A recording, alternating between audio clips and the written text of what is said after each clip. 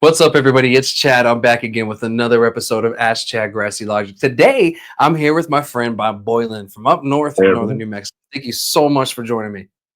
Yeah, absolutely. Thanks for having me. I appreciate it. Of course, of course. It was short notice, so I appreciate you. Moving some things around if you had to, but it's great to have you on and everything because we're gonna have some great conversations today. And Bob's Good. gonna really be able to update y'all. Yeah, Go ahead. I think, anything we can do for our community, especially the micro producers and the real mom and pops, the true New Mexicans of the industry that have been here through all of it, that's what we're here for, Chad. So whatever we can do to help. 100%. Heck yeah. Well, before we dig in too deep, could we get a quick intro from you, who you are, what you do, etc.? Sure. My name's Bob Boylan, CEO of Roadrunner. We're a multi-cannabinoid company. We're both in hemp and manufacturing. We're vertically integrated. We have a grow. We do retail. Our retail model, Chad's a little different. I'm a kinesiologist, so we're a little Mhm. bit more like a GNC with weed than we are your typical dispensary. So probably about three out of maybe four at this point out of 10 of our customers, are there just as much because we're a health store as we are a dispo. So Yeah, we're yeah, about all things natural, whatever we can do to help 100%. you have a natural solution. So that's our business model. Um, we make a little bit of a joke. I'm 60. We tend to have a bit of a sweet spot for our industry, which is a little silver sneakers, customers that are really driven by education, advocacy, engagement. And then on the other side of it, we're always looking at innovation. So we're going to be moving into kiosks to be available for faster upstream sales for younger people that would rather just know what they want, come in and get it. So we're always trying to make adjustments to our model, but we're very consumer centric in what we do. Nice, and I love the innovation part, and we are just talking before the show. I was like, it was just showing your head, and I was like, pull it down, show the muscles and everything. You got that GNC style of business going on. Show them the results. Well, I appreciate it. It's very kind. I 100%, man. I've been playing sports and lifting since I've been a kid, so Yeah. it's uh it's just part of who I am. Yeah, 100%. And it's a testament to staying active throughout the years and everything. I'm a big supporter of that as well. Exercising. Not just your mind but your body and everything too. To make sure we stay moving because that body gets a little solidified if you don't move it. Yeah. And what we do, we're always moving. That's what's great. And right now, this Yeah. time of year, I get to get away from more of the administrative stuff and get out into the grow again, which is always going to be my happy place, you know. Well, So let's talk about that. How big is the grow? yeah. Our grow is a micro. We're 200, and we work with a Okay. guy named EMOG, East Mountain Old Guy, and Mhm. it's actually under his licensure. But we bring in all the cultivars. We do all the maintenance, all of everything of the upkeep, the cure, the processing, the finished goods. And then how it works for him is works like a royalty where he receives dividends as those goods get sold. So we're able to Nice. bring in all of our licensure from the retail side to the manufacturing side to create our own shelf space a little bit, which is nice. It allows us to focus on cultivars that are more therapeutic, a little more interested. We don't chase culture quite as much. We do have some unique culture strains, but like our Trop Cherry, of course, really big, hot item right now. We Mhm. have Stunner Runts, another one that's in that kind of category. But we do a lot of old school, like Green Crack, Durban, Chem Dog. Um, so we tend to like to work with both old and new genetics. That's important for us. And Yeah. um, we do breeding, so we do run some of our own genetics too. So Nice. Cool. yeah, You guys are kind of just filling it out, trying to get, everywhere you can. And I love that. You're just kind of innovating wherever you can, like, if we can do this, let's do this. Let's make sure that we have old, new, like pretty much whatever people want. And you're going what the customer wants too in that sense. But it feels like you're not focusing on the high THC stuff either, right? It seems more or less no, like, we actually, holistic. yeah, Chad, we actually have what we call our therapeutic line. And in there we have Limelight Skunk, which is a skunk #1 Durban cross. And I think it's high end on THC we've ever got it. It's like 14%. But it runs a 3 or 4% CBG. So it's a very happy, daytime functioning. And I really love CBG. Not only is it as the mother cannabinoid, but it really helps people that have PTSD or anxiety issues. It creates a sense of homeostasis, which is basically feeling very centered. And Yeah. the analogy I use, I say it keeps people kind of at arm length in our minds so we can interact a little better. It kind of gives us that buffer zone.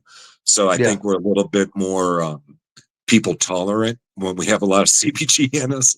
So yeah, so we carry a lot of therapeutics. We also pay for the extra licensure to make sure deli style is prominent in our store. You're not just tied into pre-packs. We do have pre-packs. A lot of multi-pack joints are very big right now. Seeing a lot of growth in the infused joints. We do a lot with multi-gram concentrates, not just single gram, as offerings. And then in-house, we do a lot of our own shelf on our edibles through our Beach Chill line, which is our gummies and hard candies primarily. And then we do fast acting that we do in a partnership with Azuka, which has worked out really great. So Nice. So, the products are kind of expanding even more.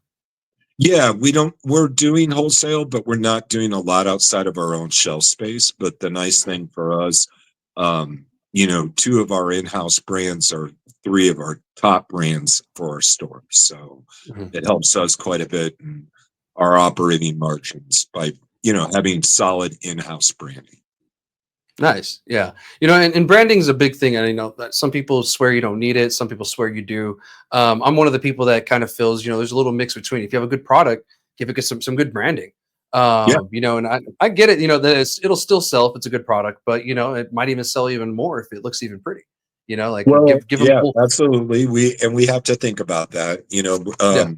The Growers Breakfast Club is something that your audience should be aware of, which is really neat. It's we call it pirate rules, which I laugh about, and I know you laugh about this, but we Yeah. leave it that way so the littlest guy in the room has a voice. Anything we do as a group, we do based on the most hands. So Yeah. nobody can pick a hierarchy. There's no pecking order. There's no hidden agendas.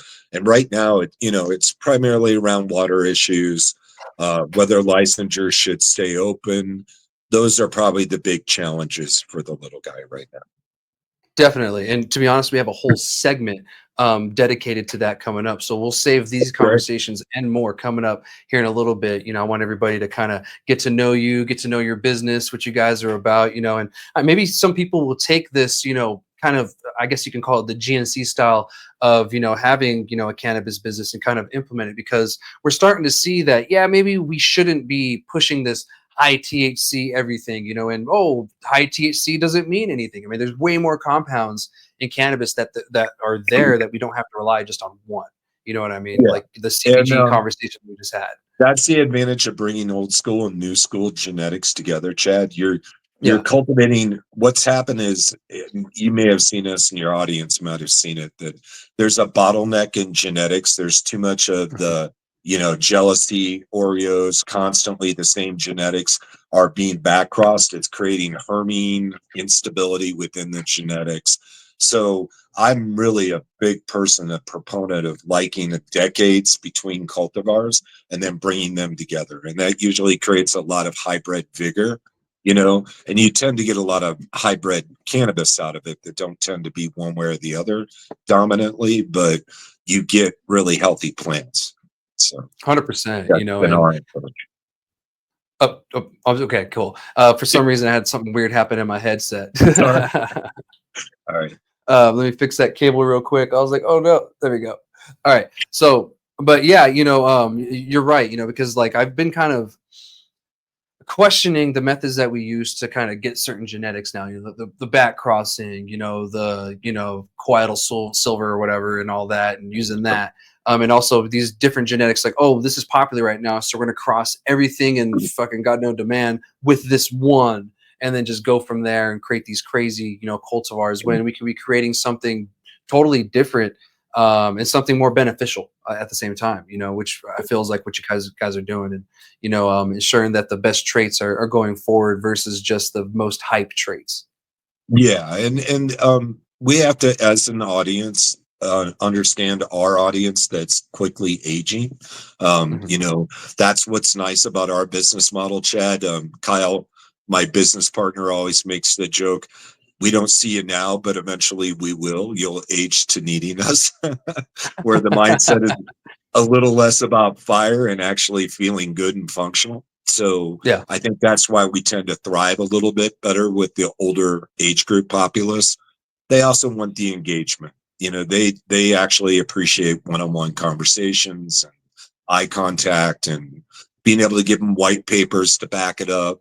Make sure that you have your labs around so they can see you're using qualified third-party labs. So we Mhm. spend a lot of time at trying to make them smarter consumers, not just chasing fire.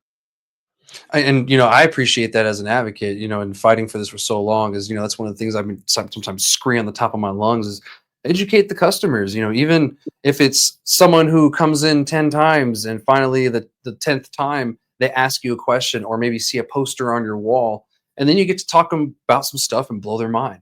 Yeah. But sometimes the older crowd is a little bit more receptive, especially when they're first getting into it, because they want to know everything they can, which is great. Right. Which is great, because like you But want them if to you, know as if much you as want possible. your Oreos cookies or whatever absolute strain, and that's why you're coming in, we want to have the app, we want the kiosk. We don't want to do anything where they think, oh, this is where my grandma goes to get her weed, so why would I come here? So Yeah, I think it's on to the business owners to look at who their core audience is, but always look at how do you broaden your audience, especially if you're building it around what we focus on, which is mid and top shelf. We don't carry bottom shelf products. It's that's just cool to hear. it's just not in our business model. It's not what we want people ingesting. I'd rather have few less customers and more that are informed and loyal than Yeah. just chasing whatever is the most potent garbage around. Yeah, So I mean, there's plenty of places where you can go get a 25, $50 ounce, like yeah, there's no point in, being the yeah, same thing, like everyone has their own niche. That's just not yours, and that's fine. yeah, absolutely. Yeah, Yeah, and I 100%. get it. Everybody has a budget too, right? So Mhm. when you're 20 something and broke and trying to figure out how to even feed yourself, a $50 eighth don't sound, I mean, an ounce doesn't sound too bad. So Yeah. it's like it's relative, I think, to where you are in your life, Chad, and we know that. You know, 100%, and I've been there too. I just been fortunate enough to, I came from the medical side where I was able to grow, and I don't have to rely on going to the dispensary as much, and stuff like that. But when I do, me it's too. usually a place where I'm going to be getting something a little more higher end. I'm not going to go for the $50 ounce, or if I'm going to go something cheap, it's just a quick pre roll. Maybe I'm going through town in that area. I'm like, I'm just going to pick up a quick pre roll. I don't know what they have.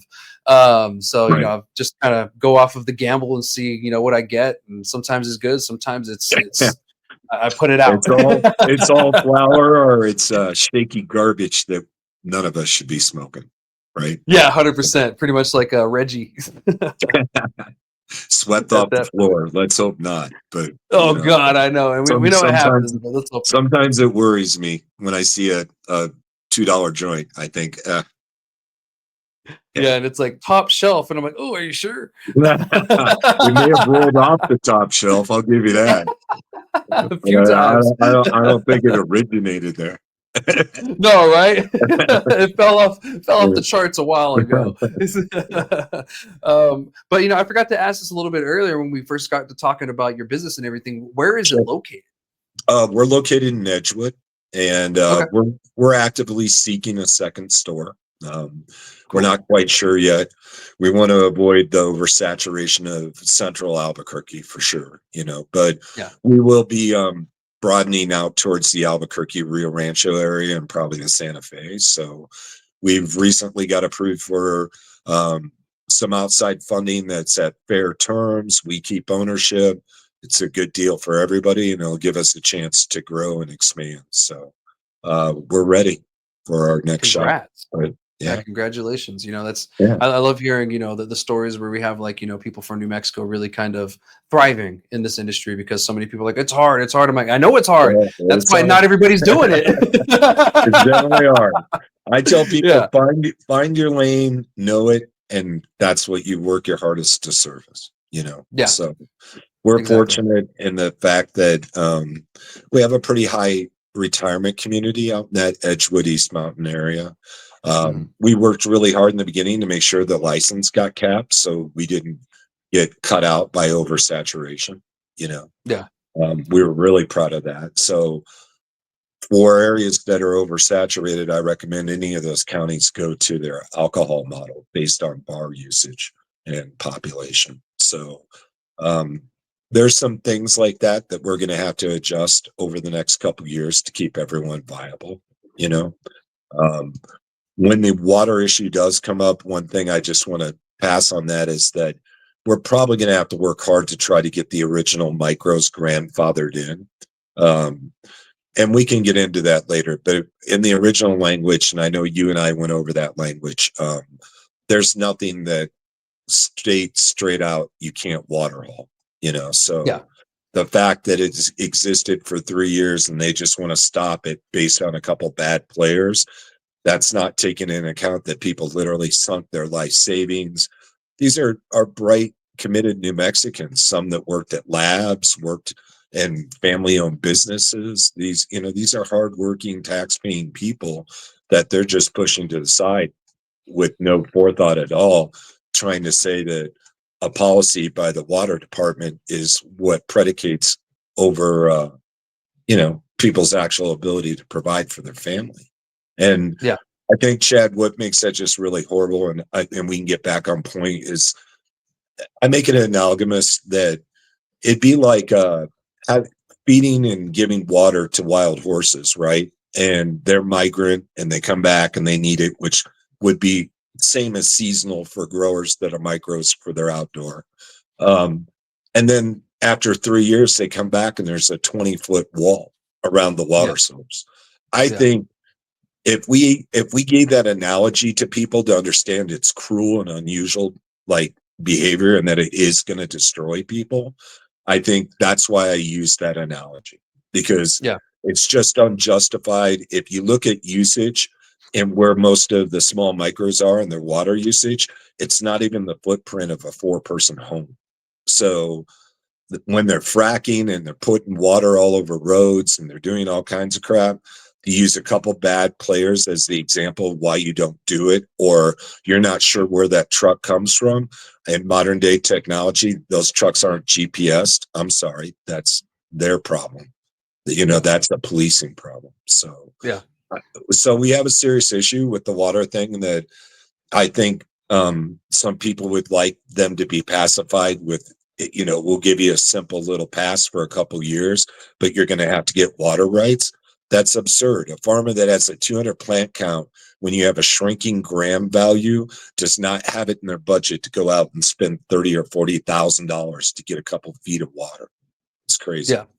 Yeah, no, it is crazy to do that. And to be honest, we'll jump to that here in a couple of minutes. And you know, I just have a couple more questions, and we'll jump over to that Yeah, because I know you and I both have a lot to say about this in this conversation.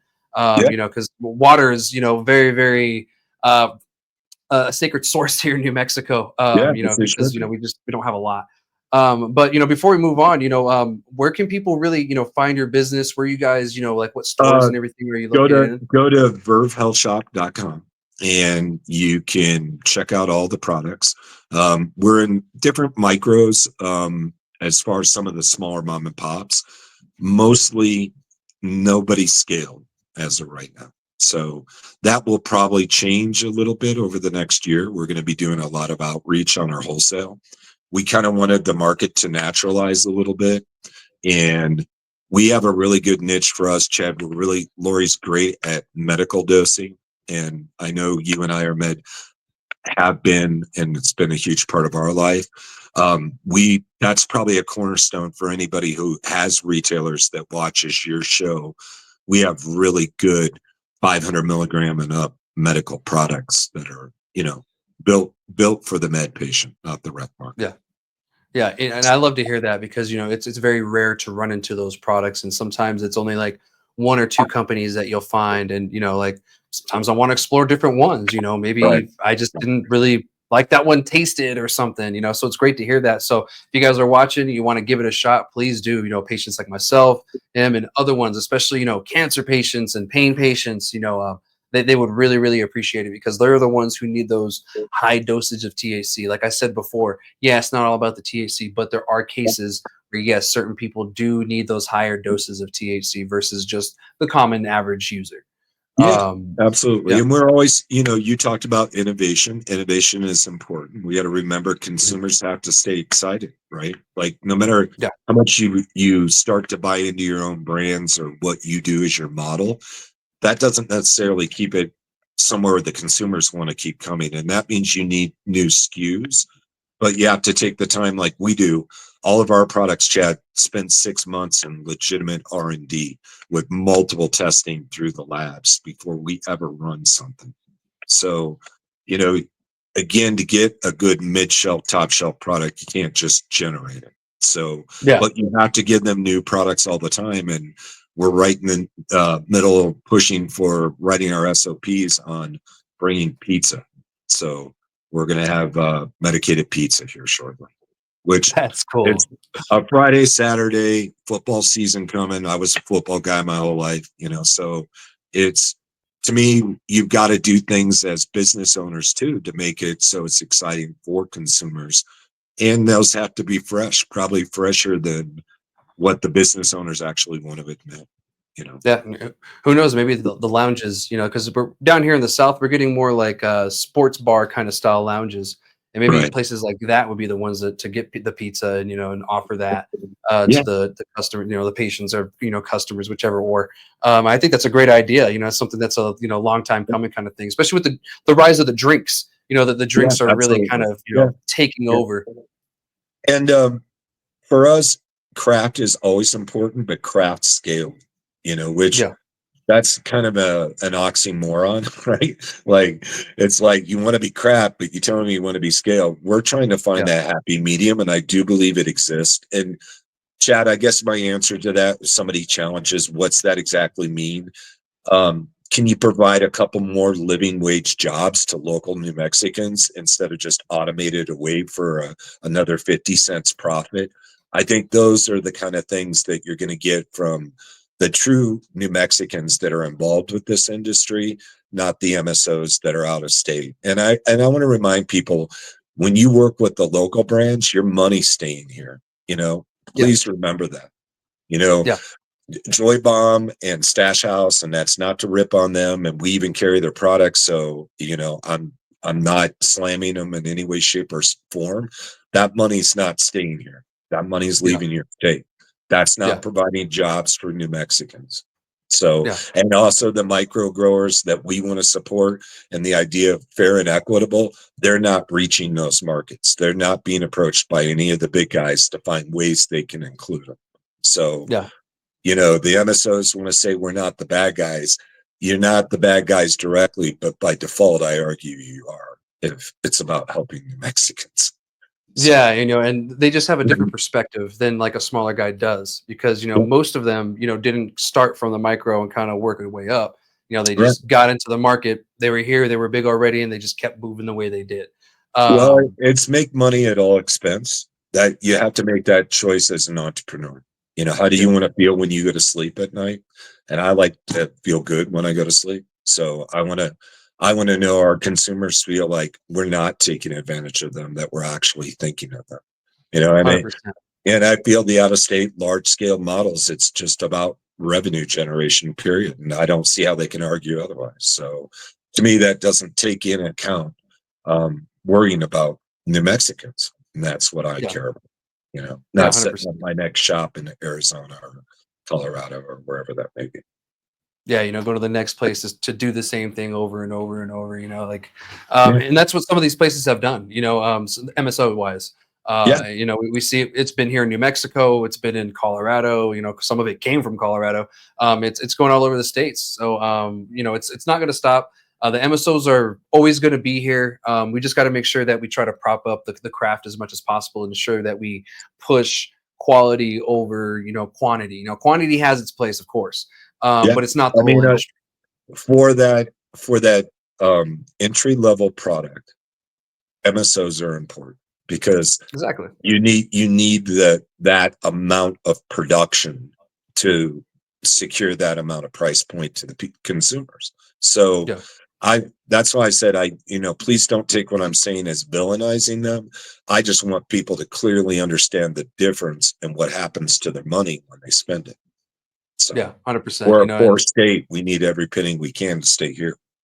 yeah, you know, and then we'll get even into the conversation of taxes too, later on in the conversation with this. But I will want to let's move over to the next conversation. But before we do, is there anything you want to say to the, you know, audience? You know, maybe some socials or anything like that?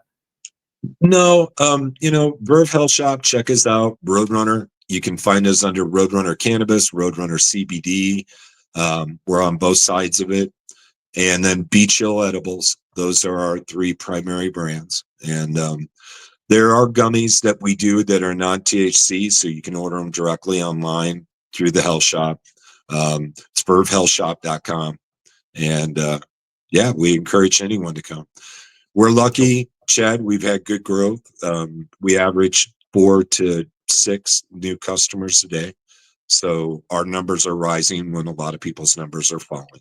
And Cool. I think that's primarily just around having good products and being fairly priced about them and spending a little time to actually get to know your customers. Yeah, 100%. You know, because you know we can see the disparities between the education of the Texas customer down like a Sunland Park and like up here in the rest of New Mexico, like in Cruces, and it's starting to show, and they're Yeah. starting to shift what they want, Yeah. and it's going towards quality, you know, different things, you know, like you know I want a coffee or something like that.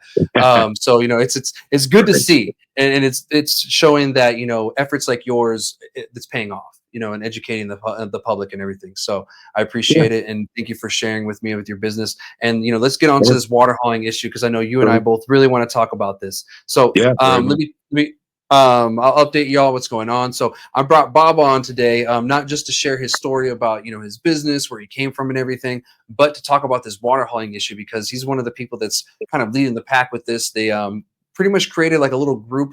He was talking about the whole pirate kind of thing going on. We'll get into that, you know, what it is, what they're called. Because if you're affected by this, I really want you guys to reach out to Bob and maybe get involved, because it's going to take us in numbers, not just you know one or two people really fighting hard to get this stuff changed to how we want. So as you guys know, here in New Mexico, we're one of the like poor states, but we're also one of the poor states with water too. You know, down here in Las Cruces, the Rio Grande only runs maybe 4 to 7 months out of the year, you know, depending on the year. And that's unfortunate because when I was a kid, it used to flow a lot more. Even the Elephant Butte, I remember that the reservoir that holds all that water from the Rio, and then we released it to Texas and Mexico. That water used to be significantly higher. I remember as a kid, you know, the elephant, quote unquote, you know, that water was almost to the trunk area, and now it's pretty much, you know, you can see its feet and everything. So, um, yeah, you can see its toes. You can see the wiggle in its toes. So obviously once you know we legalized cannabis, you know I've been updating some of you from this, but some of you that are new to the show, um, the state has obviously limited water where they can. You either had to have water rights or be connected to like a city water source or something. But there was a little area of wiggle room where you can water haul. You can have an outside source that someone has water rights of some sort. They can fill up a truck, bring it to you. You have however you store your water, and they fill you up, and you know the whole business transaction kind of situation, and you go from there. Now, there's an issue with that. A lot of people were unaware that there was a time limit on this, and that's where we run into an issue because some of these people were thinking that this was a long-term fix. Now, this is something that kind of came up about 4 months ago, Bob? Was it 4 or 5 months Yeah, ago this probably kind of about popped up? 4 months when people's license renewals started kicking in. That's Okay. when, for whatever reason, the OSC made a policy change, and that's when we started seeing the pushback about the watering. Yeah. And it's unfortunate because there's many more crops and businesses in New Mexico that use so much more water than cannabis. The oil industry for one, the Right. pecan farms, all the damn car washes we have here. Even Gotta people have in a the shiny personal ride, pools. man. Yeah, right. I gotta have it shiny. With all the dust storms over here, they're pretty busy lately. For the whole day that it lasts. Yeah, you're right. Yeah, I washed my truck and then I regret it. I'm like, oh, I shouldn't have done that. But like there's so many other things in New Mexico we should be worrying about when it comes to water and limiting that. Cannabis kind of takes the brunt of the blame for everything. Oh, why is there so many dispensaries? Why is there so much this? And I've had people tell me that moved from Denver. Tell me, I lived in Denver, and I've heard people complain about it smelling like weed every year. But like, to be honest, I don't smell it. Like, I lived in Denver and I smelled it there, but I don't know where that's coming from. And to be honest, I don't either. Maybe I'm just mute to it, and that's kind of what I figured. But when I go to other states, I do smell it depending where I am. Like, even in Austin, I smelled more weed there than I do here in New Mexico when I'm walking around. Chad, that could actually be humidity, the amount of moisture in the air and what holds that smell. And with us being so arid, I think that's probably part of it. Pretty true, but maybe they have more sensitive noses than I do too. I don't know. But anyway, we'll get back on track with the conversation and everything. But yeah, so it wasn't just the CCD that came down; it was the state engineer office that came down and said, this was only something that could be done for a year. And to be honest, this was going to wreck a lot of the micros. And I can't say if this is or isn't, but it feels like an attack on the micros. I don't know from who, from what, or where, but that's kind of what it felt like. So what made you want to get involved with this, this whole thing? Well, the basis of this program was to bring New Mexicans to the table under fair and equitable, right? Yeah. And to me, this is clearly not fair or equitable. So it's not taking into account the parties. It's not taking into account their investment. It's not taking into account anything other than we want to make a policy change and be damned, hell or high water, what it does to the individual. That's not our problem. And that's verbiage that's even been used. It's not our problem. Well, we're taxpayers and they work for us, whether they don't want to recognize that or not. That's a fact. And it is a problem. It's not fair. It's not equitable. And like I said, it's grossly, it should be seen as inhumane. I don't know why more people don't see it. You're devastating families financially with one simple policy change that was never, ever made clear to anyone going into it.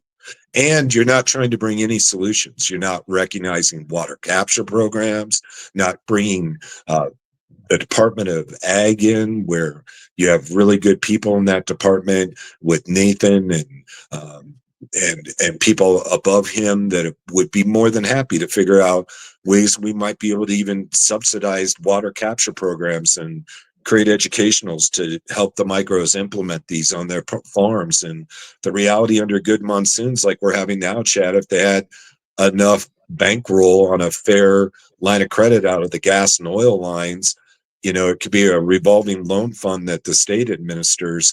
So when the payments come in, it gets loaned back out, which reinfuses the loan fund, Yeah. but there's no creativity like that. It's always just big, foul, sweeping changes with damn you, what are you going to do about it? And, I think it's really shitty, especially you can't get micros fighting to increase their plant count when they can't get water for their 200 plants. And when we're watching a slipping gram value in the market, to not allow the micros that can invest in infrastructure to have some degree to scale, again, where's that fair and equitable? It's like everything you did to try to make this socially equitable, to bring in minorities, bring in people that have had vast criminal experiences but not done violent, actually bring in a wide swoop of New Mexicans. You're just as happy to discard them. And I do think it is somewhat of an intentional attack, because this is primarily affecting rural people, right? It would be like not wanting to subsidize teachers willing to drive an hour and a half to go to a school. Of course you do, because you want them to have teachers, right? So to me, it's the same thing. They're just they're making this where they know the big, larger scale producers are tied into municipality waters. They know that. So they know exactly when they make this policy, it's hurting micros and micros primarily. That's it, Yeah. and they're the lowest side of the consumption. So where's the justification? So Yeah. again, fair and equitable. I don't see anything fair and I don't see anything equitable. Yeah, because you have, I was looking at the plant counts the other day. You have anywhere from 10,000 to 54,000 plant counts with some of these farms, and I'm like, holy shit! But you guys Yeah, are making a big deal about these micros, 200 mature plants. it's You absurd. know, It's yeah, absolutely absurd. using up all the water. You have Right. guys growing 54,000 plants. Like Yeah. that's to Yeah. me Of which ridiculous. only maybe 9% of that company has any New Mexico ownership. Let's be clear Yeah, about that, Chad. This again, yeah, if we're worried about people using our resources in our state, are they our people? yeah. Yeah, exactly. Like I really want these craft grows to keep going because to be honest, nationwide people are just holding craft to this new level, than Oh, they were absolutely. before. And I And want they that to should. continue It's in New not the Mexico. same. Each and every Yeah. plant in the 200 grow gets taken care of. You get up to Mhm, 2,000 plants. Most of those plants have never been touched. They haven't been mhm. defoliated. God only knows what's getting sprayed on them. It goes on and on. Like, Yeah. I would guarantee you the amount of people that are in micros using beneficials as far as insects to avoid any spraying, like we do whatsoever, like any spraying, is coming from your micros. It's not coming Yeah. from your scale producers. They're Yeah. spraying shit Just all over it. And we know all, that from the labs. And that includes a lot of sulfur to deal with powdery mildew. So, that's unfortunate. and PM is not on the testing schedule. So That's true. Yeah. again, A- a- know where, all I say to your audience is know where your weed actually comes from, and paying for a little better weed, you actually get quite a bit better weed. Let's be yeah. clear. And it's better for your health. No one needs to be smoking mold, powdery No, mildew, right. sprayed cannabis. I've heard places, spraying up until week 8 weeks, stuff like that. I'm like, oh God, the fact that you guys spray in the first place, but week 8, oh my Lord. The fact that You there's know, any spraying during the flowering stage is absurd. yeah. Yeah, me too. That's why I was like, the fact that you're spraying, oh my God, but week 8, I mean, oh some gee. citric acid and a little bit of Dawn dish soap and veg plants to control russet mites works great, man. It's Yeah. it's killer. Use that with a combination of beneficials, but any of those you could put directly in your mouth, and the worst thing you're going to get is a bad taste. You're Right? gonna get that bitter face that Yeah, a little bit of like orange tasting bugs, but it's yeah. still it's not going to kill you or hurt you. So the point is, Yeah. I think, and one thing I want to praise too, we don't have equal involvement with the actual individual parties, meaning, you have your Department of Ag, you have your Department of Ag, or Environment, you have your CCD, and none of those decision makers, even though they all interact, they're not having annual meetings. They Mhm. challenge us on SOPs, but we're going to have all these new inspectors. Where's the unified SOPs for the inspectors to know they're using their new authority properly? Because Yeah. if we're seeing lack of continuity in your inspections, depending on the guys having a bad day, we have another problem. Yeah. So, 'Cause that bad guys, they're not they're going to be dealt with the way they should be dealt with, but we don't need them to also realize we supported them having this authority to become abusive, and or when they want us to have SOPs to make sure people are safe and it's done in a consistent manner, that we as an industry go and we put Todd's feet on the hot plate and say, you hold us to this standard, we're holding you to that standard. So before you start issuing a lot of fines and going off on people, are they coming from the same inspectors? Is there continuity in inspection? We need to know there's going to be checks and balances. So out of session, I'm going to be meeting with a lot of the different decision makers on both sides of the aisle to bring that point up to them. Where is the checks and balances? There should be a civilian oversight board that no action can be taken until the civilian oversight board agrees with the grievances that are brought forth. You know, yeah. Because absolute power is absolutely abusive. And unfortunately, the more a state is challenged economically, the more likely individuals are to rise in positions of abuse. So Yeah. we have to be aware of that. And I'm going to definitely be a gatekeeper on it. And I'm sounding the alarm right now. Like, I want them to do their job. I just want them to do it correctly and fairly. And I want them to do it the same, because I agree with you. Yeah. that's the way it should be. We're expected not to change things when we're making candy. You got to have the dose right. You have to have SOPs. This is the step A, B, C, D. Should be the Yeah. same thing for them. So Because I'm I getting didn't mean tired to of get people on a, telling me, yeah, oh, go go ahead. ahead. No, no, go Well, ahead. I didn't want to get on a tangent about that. And I do see we need to increase our relationships. Lori and I, the Breakfast Club, members of it, we've had Nate show up twice from the Department of Ag. We're constantly in communication with the Department of Environment. We're making sure SOPs are submitted before products get out there, doing everything correct on our end. We have a relationship with those guys, but we're not their buddies. It doesn't dilute their authority over us. They just know we're Yeah. doing it right and we're all communicating. And for Yeah. some reason, if Todd watches this, I'm challenging the guy. He's been invited to the Breakfast Club multiple times. We don't even get the courtesy of an email, a polite F off. Like they ignore us. Yeah. So when you're not even willing to come to the table with stakeholders because it's not some bought and paid for organization that's bullying their way there, I'm concerned, because we don't have that relationship with the Department of Ag. We don't have that relationship with the Department of Environment. So why do we have it with the Department of CCD? Yeah. And they're the ones who are directly, in charge of all this. And, I kind of agree. They kind of feel out of reach sometimes. And even I spoke to someone who's with the county on some of the licensing stuff. And I was like, so, how well is, the CCD contacting you guys? And like, we haven't heard from them in a long time. They were really good at first, like, talking to us and kind of working Right. with us and stuff. But now they won't return calls or anything. So I'm like, oh, Well, and, that's not good. to tell you about the poor management and dysfunction, and again, I might catch shit from, I've never even met the guy, but how do you not have allocated service reps to existing license? Can't treat a new license application every time like it's new. That's absurd. Yeah. You don't Yeah. build an industry, any industry, let alone our industry, by doing that.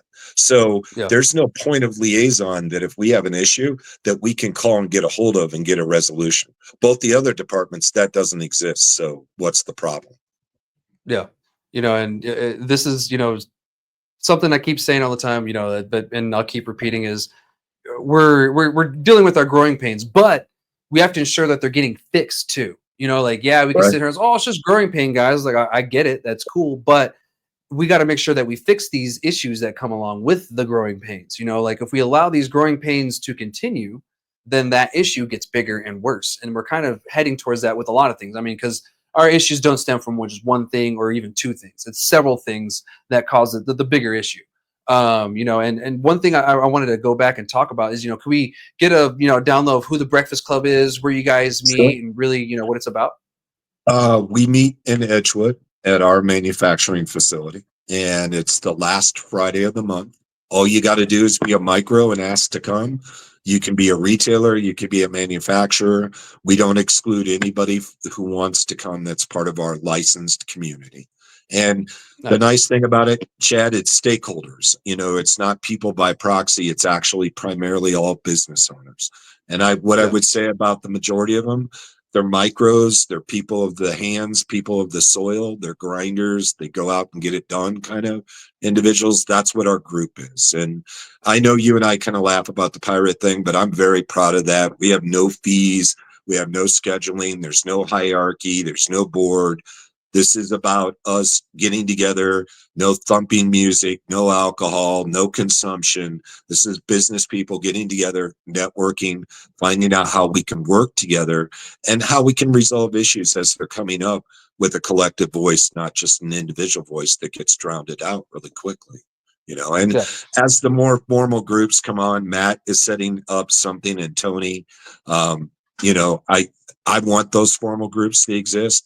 what's nice with our group is we can coexist with them and march on the same marching points, and have some of the maybe even same member participants. But really for us, it's I wanted somewhere where micros could feel like they're advancing their networking, their branding, and their business model, and it didn't cost them anything. You know, we buy the donuts and the coffee and have a smile waiting for you, and that's what it's really about. So it's very old school, kind of the farmers meeting up at the old local breakfast hangout and you know, talking crops. I don't know. So and I'm also very proud of the fact that it's very women and men centric. So we have a very nice spread of people that are in there from early 20s to almost 80 years old. So it's a very diversified group too. Thank you. Appreciate that because I wanted maybe some people listening who are micros to maybe join you guys in that. Maybe are you Yeah, guys we'll do. doing it remotely? Can they join through Zoom or anything like that? We have a YouTube channel, Chad, and we're gonna stream it more because it's too hard to kind of have the meeting and also have another meeting. You know, you do this all the time, so Yeah, you know the difficulty. So we are gonna stream it so they can hear and anybody can hear because yeah, we want that attitude of transparency, not just spoken about transparency, but you know, you're in the room, you can hear what's going on. You might not be able to participate, but yeah, so we definitely that will be part of it. It's always the last Friday of the month at 10 o'clock cool. in So here in Edgewood. a couple of weeks. So in a couple Yeah, of weeks, if you're available, I've tried to make it up. Edgewood is a little far for me, so it's a sometimes I long try to drive make for it when you. I can. Yeah, a little bit of a long drive for me, but I have been able to make it one time, meet some of the people. I really wanted to, meet the people that are involved with this and, get an idea. And yeah, it's just great people in the industry, locals, in the micro scale. And this is what the industry needs to do. And this is me realizing that we are figuring out how to fight for ourselves. Right. Because when issues like this come up, we got to learn to come together. We may not agree on everything. I mean, even me and Bob, we don't agree on everything. Him and I, No, we spar you and back and I have forth on gone things at all the it time. off Yeah, screen several times about not agreeing yeah, about things, you know. yeah, So that's part of it. That it's a beautiful thing because that's able to exist with no animosity, you know, yeah, where there's no politics, none of that are brought to the table here. This is just pure industry. What are we doing? Where are we going? How can we get there together? You know, so yeah, I really appreciate you coming whenever you can come. We have an absolute open door policy, whether it's stakeholders, whether it's state, you know, oversight that wants to come. Nate last time was there. He's been there twice now. That's Department of Ag. He's there directly talking about what you can use if you are going to spray, what can't be used. There's an example of direct interaction with all stakeholders. No leveraging, no buddy, no friendship. It's just moving our industry forward. And that's part of why I personally have had some angst with the CCD because they seem to think they can't keep authority and still create that kind of communication. And I'm going to work hard on that. I'm going to be reaching out to Todd a bunch, and hopefully he'll pick up the olive branch. You know, we want him to come and see the people you lord over and understand. So you have an understanding. It's a little more easy to want to care about the water rights when you understand you're actually, you know, you're wiping out a guy that spent 20 years in top end of motocross designing and engineering bikes. You're wiping out a guy that worked for the labs for 20 years, one of the premier people of understanding beneficials. It's like all these crazy, very talented, gifted people, and they just want to put a quick brush to them like they're lint, and that angers me, and I want it to anger more New Mexicans. Like it's one thing if they went there willingly knowing that there could be a loss, but it's another thing when you bring a whole group of people to an industry talking about how you want them to have opportunity, and then you do something like the water hauling. It's inhumane. It's yeah, unexcusable to its usage. So somebody's being an ass, and I'm just going to yeah. be an ass until it either gets changed or that person is going to have to come out and explain themselves to a lot of people. Yeah, and that's kind of like the way sometimes it has to be. You have to call people out. I really wish, Todd told me he saw all of my town halls. And I really Good. wish that he would show up to them, and other, Absolutely. not Right. just him, other Right. lawmakers. I invited the governor, state representatives. A couple times they have shown up. Don't get me wrong. Good. But I really wish, people from the CCD, not just Todd, but, anybody from the CCD showed up. Well, the That would be more great. our voice is organized, Chad, all of us together, not just hit and miss of supporting each other, I think we'll get that because they know Yeah. the people that are trying to be, they know the naughty list and who isn't. I challenge, Yeah. I try to do things very fair and equitable and upfront and honest. That's just the nature of who I am. And I Yeah. think the majority of the individuals that are in the industry, that's the nature of who they are. But you have to meet with the stakeholders to get a real pulse of who you're dealing with. And when you stay at arm's length, they do that because then it makes it a lot easier not to have empathy. Yeah. And that's ridiculous for what the Yeah. usage is. It's not okay. We are going to get it changed. We will not go away. So, it sometimes I have a saying, you have to be politely indignant, meaning you just will not stop.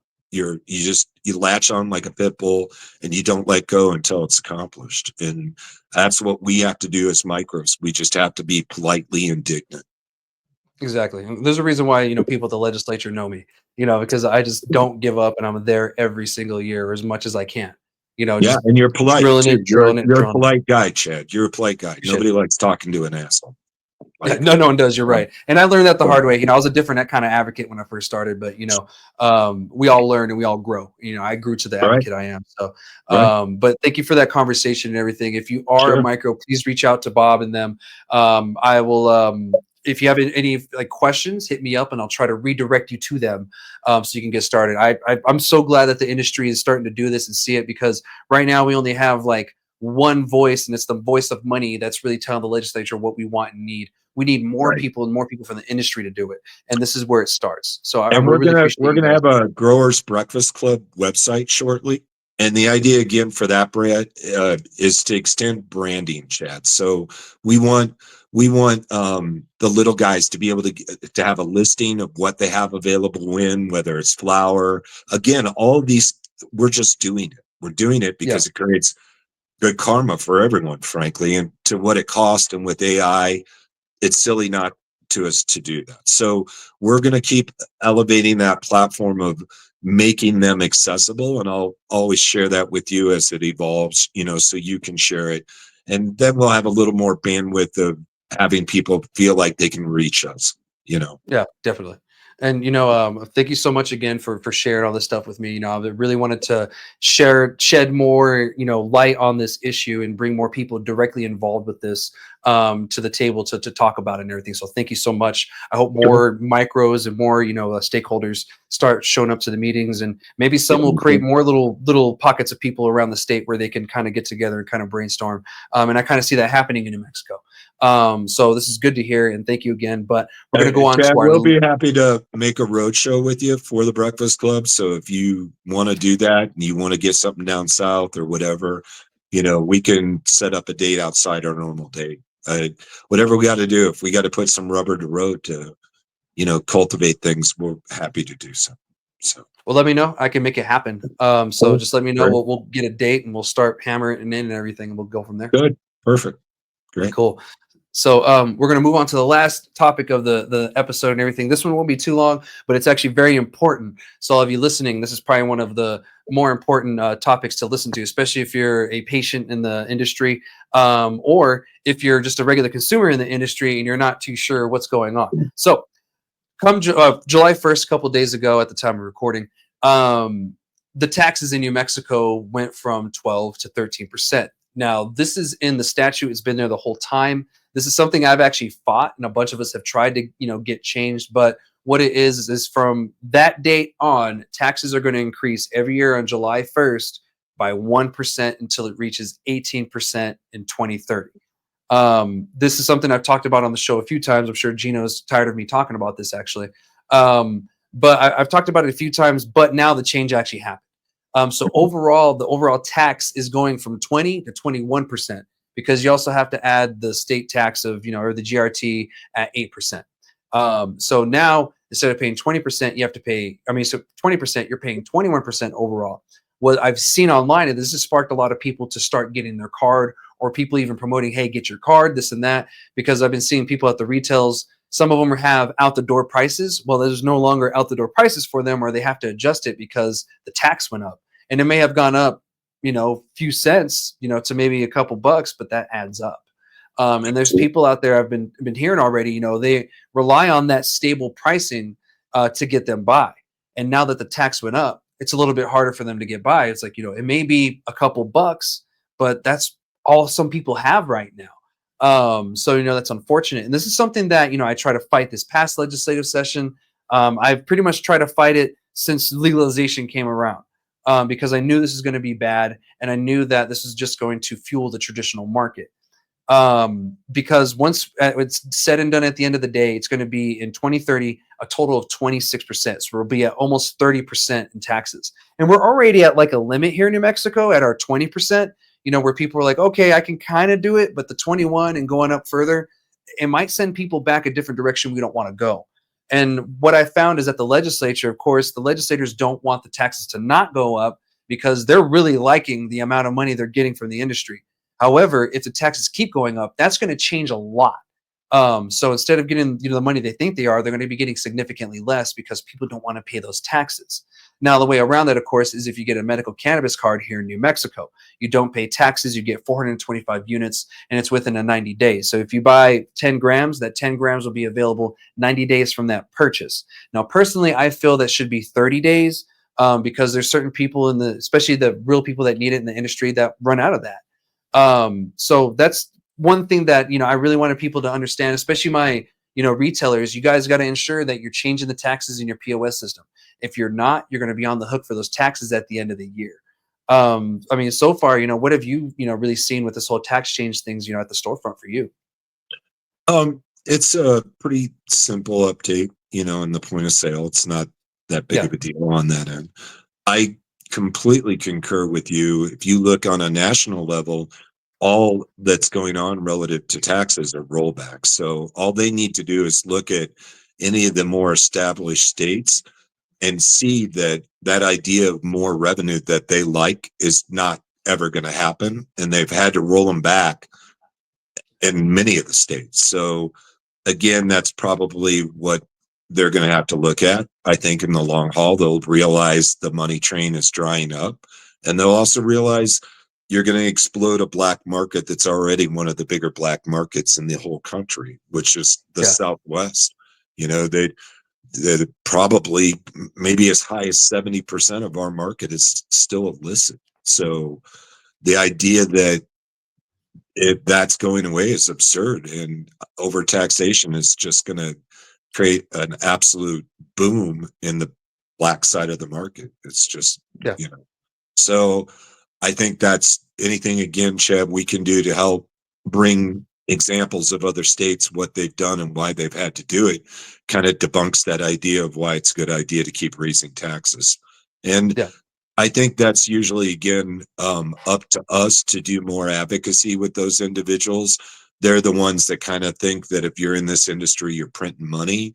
They don't understand the expenses tied to it. And I think once they do, and that you can get them set down and have that conversation, they're much more open to the idea of rolling back the taxes or freezing the taxes than increasing. Yeah, and this year, what I was told at the legislature is, they didn't want to go through with the bill that was going through the legislature because they already had this year's tax written, everything, the tax code. So they'd have to go in and change that. They had already had all the math and everything for the 21%. So they'd have to go back and figure out where, because I think they said it would put us in a deficit of a couple $1 million. So they'd have to figure out where that $1 million is going to come from. And to me, I kind of felt, a little bit of bullshit under my breath.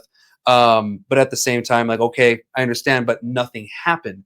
And the issue is that, we had one entity really telling the legislators what we want, but what they were telling them was what we didn't need. They're trying to ban the hemp stuff. They're trying to go after other things. Instead of trying to improve the industry, they're trying to corner the market for somebody. And I kept seeing that with the bills and none of them passed. And that's the kind of the crappy part, is like they did all this stuff, wasted all this time, and it didn't even pass.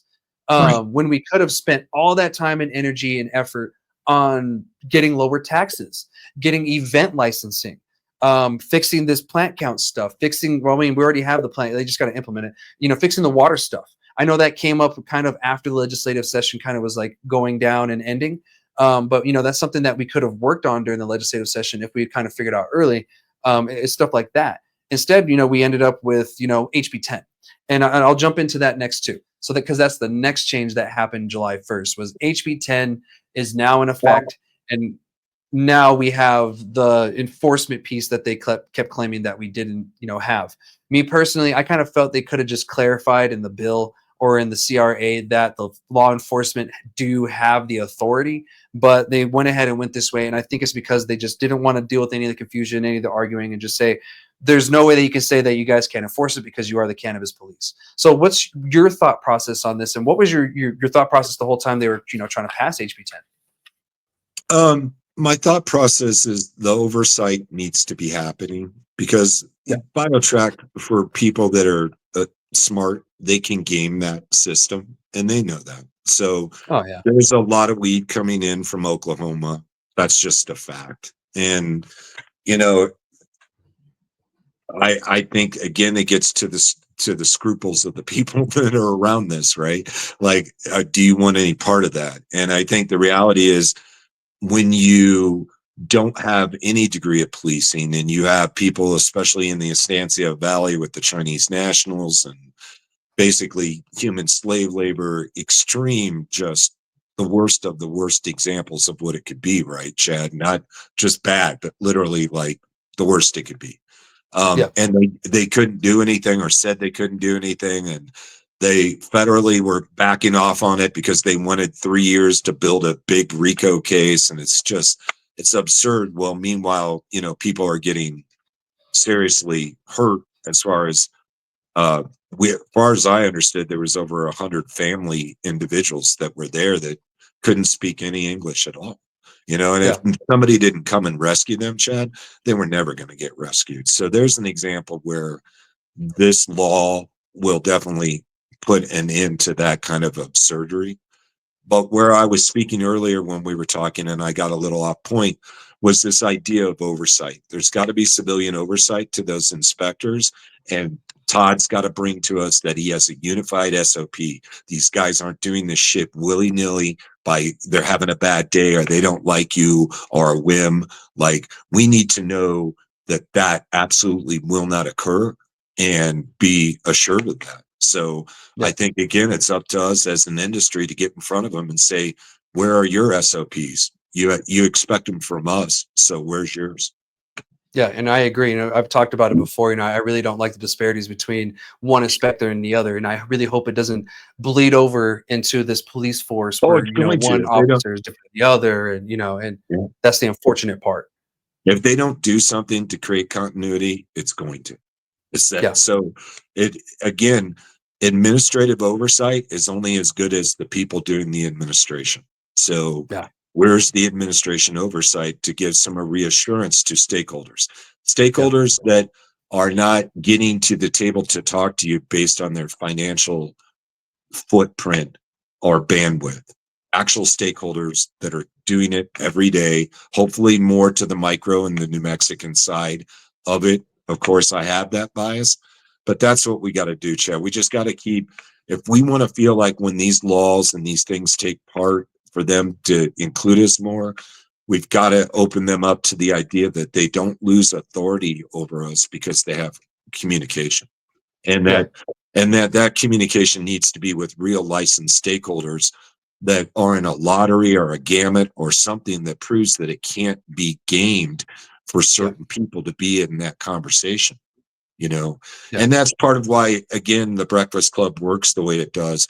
We don't have a hierarchy because we don't want hidden agendas where people say they're coming in for the industry, but then they try to lobby and change things specifically for them. So, we can't have that go on. And the ones that do it, we quite frankly need to call them out on it. Yeah. And to be honest, that's actually what's been happening, all these years is, it's just one group really fighting for one type of people and then gaslighting the smaller guys like, oh, we're doing this for you. We're doing this for you. Yeah. When they have when they wanted to take away the plant count?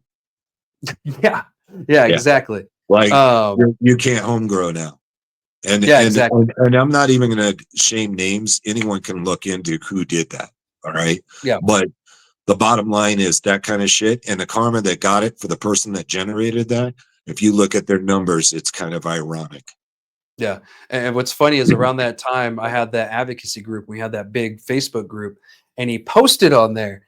And we warned him, do not post Wow. on there. Do not Wow. post. And it got so much more worse, bro. Gaslit, I'm sure. Oh man, it was bad. We were like, we told you not to do that, like, but you got to learn, Yeah. like he could have just, maybe saw his mistake and whatever. But yeah, I'm glad that didn't happen. But that is a great example, when they did try to take plant counts, and I was pissed because, no home grows with anything is just prohibition with perks, like Right. that's not real And legalization Chad, of any how hard sort. is it to grow weed? Let's be clear, man. It to It's not grow hard to grow really good weed. It's weed. hard to grow good weed. Right, exactly. Yeah. And then you got to cure it. And then, it goes on and on. So Yeah. this idea that the backyard grower is somehow competition to people that do it on the daily is absurd. It's Yeah, crazy. 100%. Like, They're no I'm the threat. kind of guy that I want to. Yeah, right, 100%. So, and I'm the same way. I'm like, I'm all about home grows. Grow your own. And to be honest, like a lot of people did try to grow it, saw how hard it was, and haven't done it since Right, then. And that's right, the majority of people. right. That's usually how it's been. Since I've been in the industry and everything.